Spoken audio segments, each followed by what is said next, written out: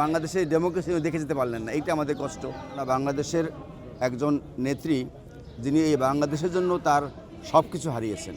আমাদের বাংলাদেশের গণতন্ত্রের মাতা, বাংলাদেশের 3 বারের প্রধানমন্ত্রী, জাতীয় ঐক্যের প্রতীক, আপসীন দেশনেত্রী বেগম খালেদা জিয়া আমাদের ছেড়ে আল্লাহ ডাকে গত 30 তারিখে চলে গেছেন।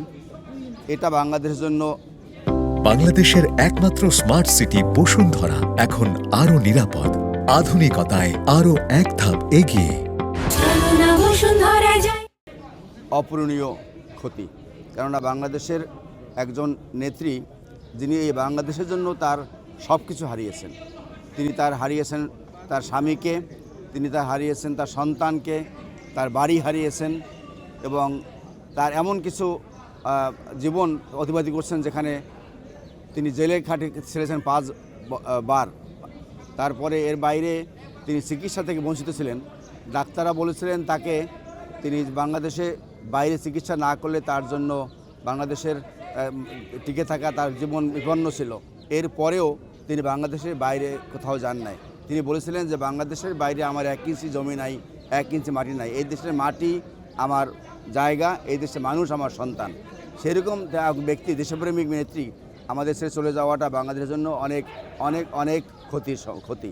বাংলাদেশের গণতন্ত্রের লড়াইয়ের জন্য, বাংলাদেশের মানুষের অধিকার আদায়ের জন্য তিনি জীবনপণ লড়াই করেছেন, আপসী নেত্রী হিসাবে আখ্যায়িত হয়েছেন। একজন নেত্রী যিনি এরশাদের সাথে যুদ্ধ করতে হয়েছে, সে আন্দোলন করে বিজয়ী হয়েছেন, একই সাথে আবার সেই ফ্যাসিস্ট হাসিনাকে সরিয়েছেন।